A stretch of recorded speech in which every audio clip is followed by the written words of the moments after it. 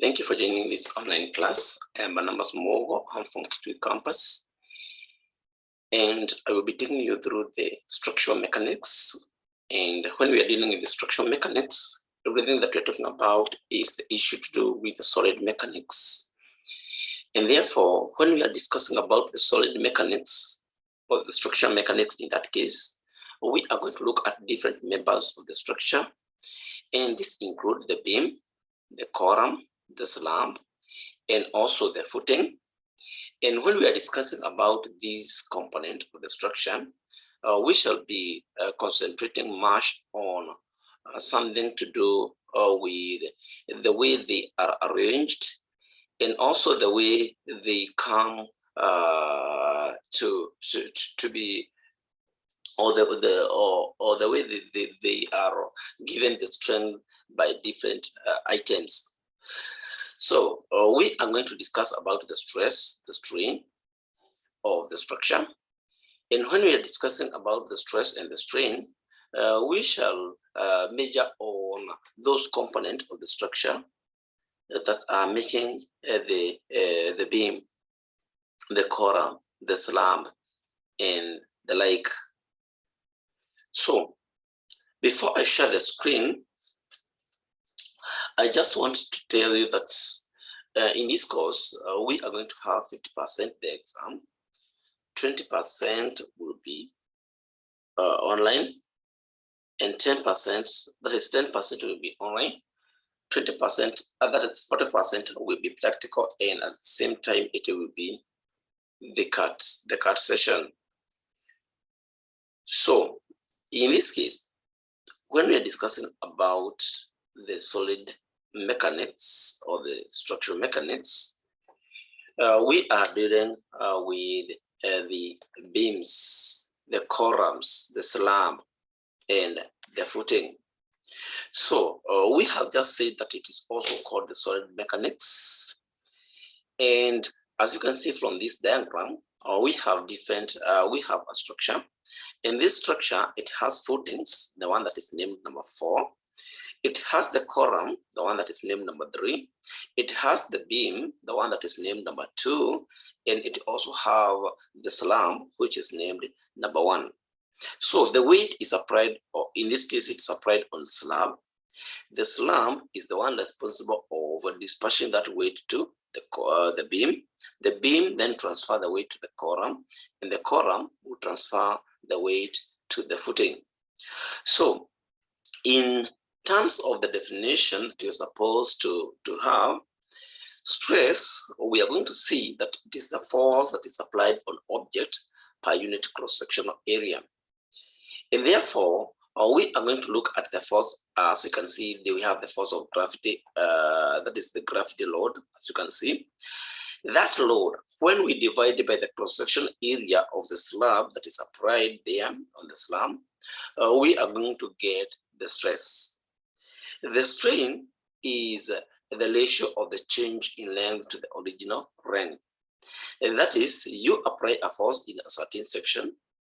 That force is going to exert, that is, it can either shrink or it can either increase the length of that that member. And therefore, if you take the original length, if you take the final length, for example, 10 meters, you minus the original length, which was 5 meters, you divide by the original length, which was 5 meters, the value that you are going to obtain is the value of the strain. When we are looking at the mobility, it is the ability of material to be hammered into different sheets. That one we are going to see later. Then ductility is the ductility is the degree in which the material can sustain plastic deformation under the stress, under the tensile stress. We're also going to look at the working stress, which is the allowable stress, that is the maximum safe stress material can carry. We're also going to discuss about the ultimate stress, which is the ratio of the maximum load to the cross-sectional area of the body. When we are applying the force, we must we must apply a safe force, because when we apply exceeding force, the force is going to make our beam or our structure to fail.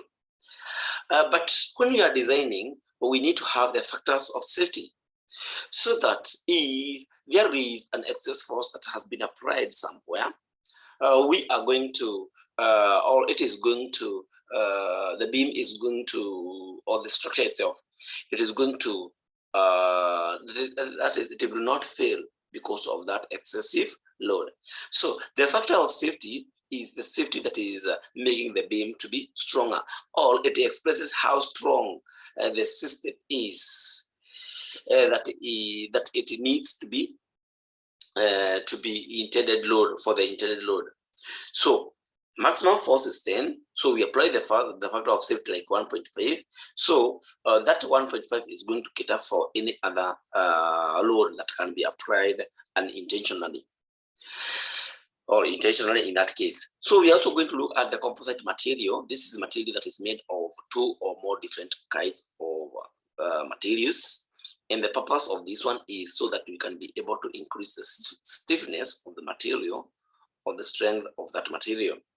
Then we are going to look at the center of the gravity, which is the point where the resultant weight is going to act on the body. And we are going to look at the centroid, which is the center of any object. We are also going to look at the frames, and that will be the head of our course. So in today's lesson, I want us to look at the properties of the material. And when we are looking at the properties of the material, we are looking at the issue to do with the stress, the strain, the Young modulus, or the modulus of elasticity, and also the compound materials. The stress, we know that when we have the stress, as we have previously discussed, it is the ratio of the force per unit cross-sectional area. This ratio of force per unit cross-sectional area, it is having a SI unit of Newton per meter squared, or Pascal. It is the pressure in other case. And when the force is applied on a body, that body will always go under the deformation. And in the deformation section, the body can either deform permanently, or it can reach the elastic limit. When the body deforms permanently, it cannot go back to the original section, or the original length when the force is released. But within the elastic limit, the body is going to go back to its original position. So when we are looking at the structure, there are 2 main structural loads that we need to discuss about. That is the dead load and the life load. We are going to see that the dead load is the self-weight of the structure, like the column, the beam, the slab, the footing. That is what cannot be moved, and it is anchored in the structure. But when we are looking at the life load, this is the fluctuating load. And this fluctuating load, it is not constant in the sense that you can be able to move it from one section to the other. So we can look at this diagram, and in this diagram, we have a force P, which is being applied. That is, we have a beam, and that beam is being pulled apart by force P. That force P is acting on a unit cross-section area. So anytime that I'm looking at the force of I'm looking at the stress, you can see that sigma on the left hand side, that is the symbol for the stress. It is the force applied against original cross-sectional area of the resisting force. So when we have any object like this one, or this object, a force of P, let's say that it is 10 kilonewton, it is being applied on a unit cross-sectional area A, which is, for example, 5 meters squared. You divide 10 with the 5, you get 2. So it is 2 Newton per meter squared. that value too is the stress. So the stress in this case is that value that you get from division of the applied load to the cross-sectional area. We have different kinds of the stress that is, we have different kind of the stress. One of them is the tensile stress, and then we have the compressive stress, and then we have the shear stress. The naming of these stresses depends on the nature of the force or the type of the force that is applied, or that a beam or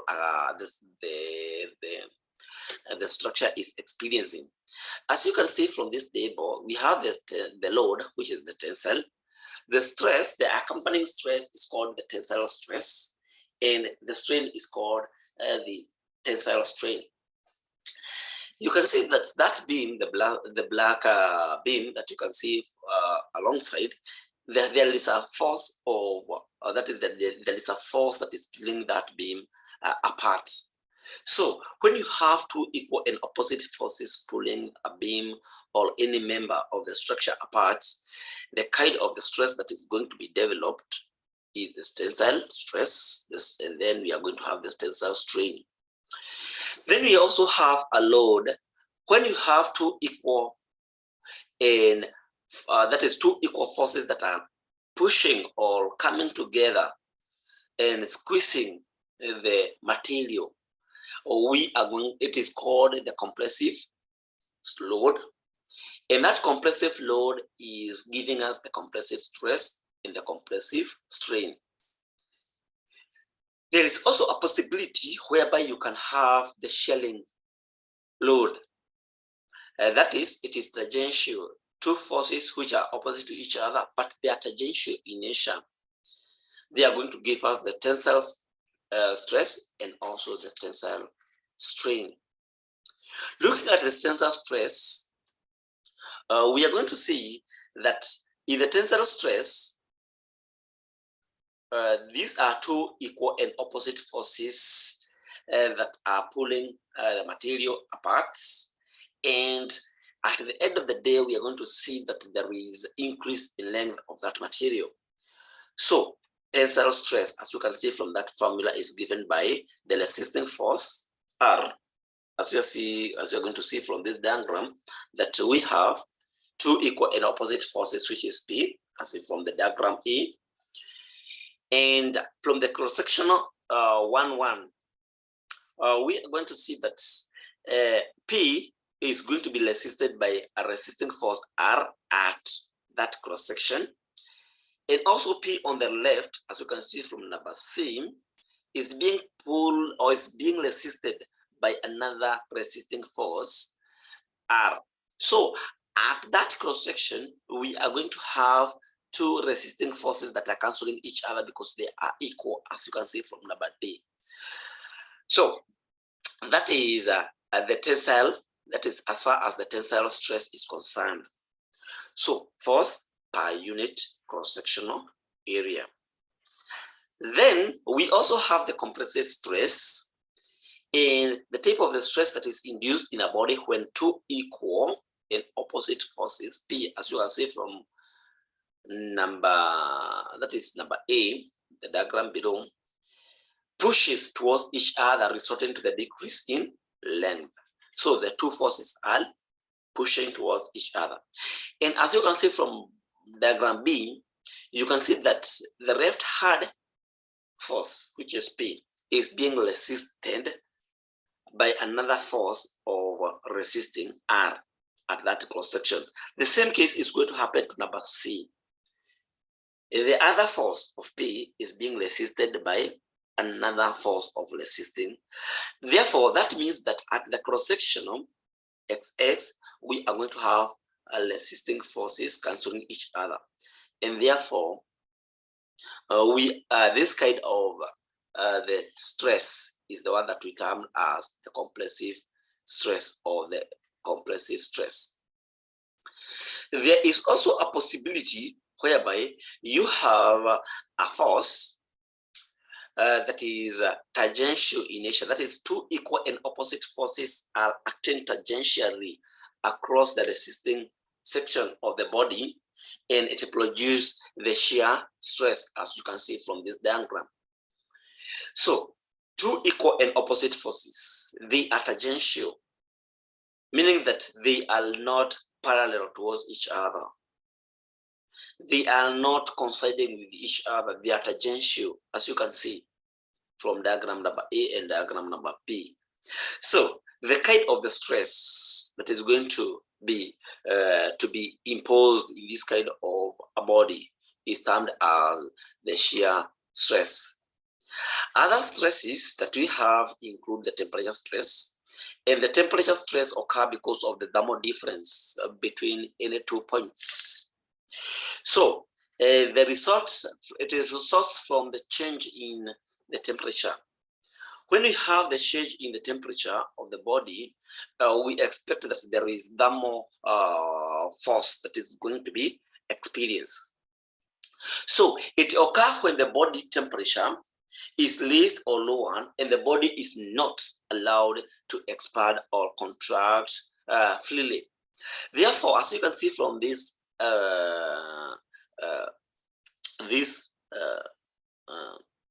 formula, we have, first of all, we must discuss or we must talk about the strain, because the strain is the change in elongation, as you can see, against the original length.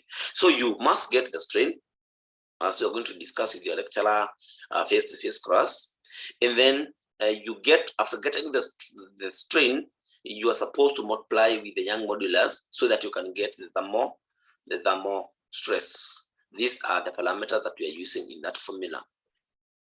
Then I would like you to watch this video about the stress and the strain, and then you are also expected to, after watching the video, you are expected to get this computation, or you are supposed to look at this computation. But I'm going to discuss about one or two how you can be able to compute the stress, and then we are going to discuss about the strain. So in the question number 1, it is saying a force of 10 kilonewton is imposed on a beam whose cross-sectional dimensions are 2 meters by 2 meters. And then you are expected to discuss about the resultant stress. So we know that the stress is given by a force against the cross-sectional area. We have the stress of 10 kilonewton. It is being applied on dimensions which is 2 meters by 2 meters. So the cross-sectional area is 2 meters times 2 meters, which is 4 meters squared. And then we have 10 kilonewton. So 10 kilonewton divided by 4 meters squared, the stress that is going to be experienced there is 2.5 kilonewton per meter squared. We can also have the second question, which is a force of 12 kilonewton is applied on a beam of dimensions 2 meters wide by 3 meters deep. Then you are expected to do to calculate the stress that is induced. We are saying stress is force per unit cross-sectional area. And therefore, if this is the case, we have a force of 12 kilonewton. You divide by the cross-sectional dimensions, which is 2 meters by 3 meters. So the answer we are going to get is 2 Newton per meter squared. That is the stress that is being induced in that beam. Then we are also supposed to discuss about the strain. The strain, as we are going to see, it occurs when there is an external force, as we have discussed about forces in the body resulting in the change in dimensions. So the strain is given by, as you can see from that formula, that epsilon is the symbol on the left hand side of that equal sign is the symbol for the strain. So the strain is given by the change in length to the original length. That is DL over LO. LO is the original length, and then we have the change in length, which is delta L. So delta L you divide by LO, you get the epsilon, which is the strain. Then at the same time, we are supposed to know that strain occurs in 3 or 5 main ways. That is, we have the tensile strain. It occurs because we have an increase in length because we have tensile forces acting on that beam. So when we have the tensile forces acting on a beam, we expect that the material is going to increase in length. The reason being there is a pulling of the material apart. So you have, when there is an increase in the length of the body due to external forces, we have the ratio of increase in length to the original length. So we have increase in length. Then we have the compressive strain. It occurs when we have the decreased length. The decrease in length occurs because there is because there is a force, that is two forces which is squeezing the material. So you have the decrease in length because of that beam or that force which is squeezing this beam together. And then we have the volumetric strain. We are going to see that when we have it is given by the change in change of volume of the body to the original volume. So you have either increase in volume, you get that difference. Then you have the original volume, you divide, that will give us the volumetric strain. At the same time, you have the shear strain. It is produced, or it occurs because there is a shear, the shearing forces. When we are calculating the strain, as you can see from this example, that is the initial length of the beam is 5 meters. That is the initial length. And after some time, there is a force that or tensile force of 2 kilonewton. After some times, we are going to have the final length of that beam being 8 meters. You are required to determine the strain of that beam. We are saying that the strain is the change in the length to the original length. Change in length is 8 meters, the final length. You minus the initial length, which is 5 meters. You divide by the initial length, which is 5 meters. So the answer that you get, which is 0.6, is the strain of that beam, or that is going to be experienced in that beam. Then I can also give you another example, which is what is the percentage of elongation obtained when a force of 4 Newton is applied on a beam whose original length is 10 meters and the final length is 50 meters. So we are saying that when you are asked, when you have this kind of question, you are supposed to get the original length. In our case, it is 15 meters. You minus the initial length, which was 10 meters. You divide by the initial length, which is 10 meters. And in this case, because we have been told to get the percentage, you must multiply by 100%. And that one will give us the 50%. So that is the percentage of elongation. Then we are also supposed to discuss about the Young modulus.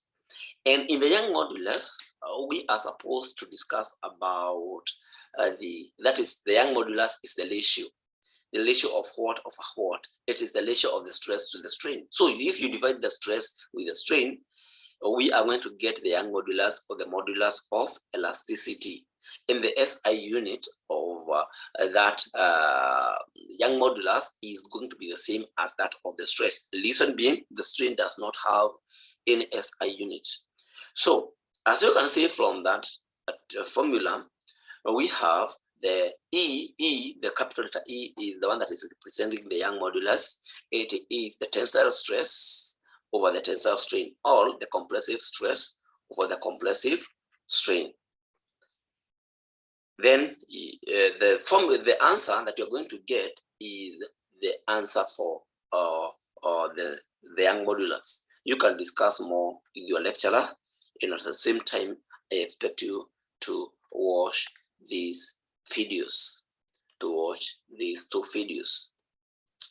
So today lesson, we are going to reach at that point. You can discuss more with your lecturers. Thank you.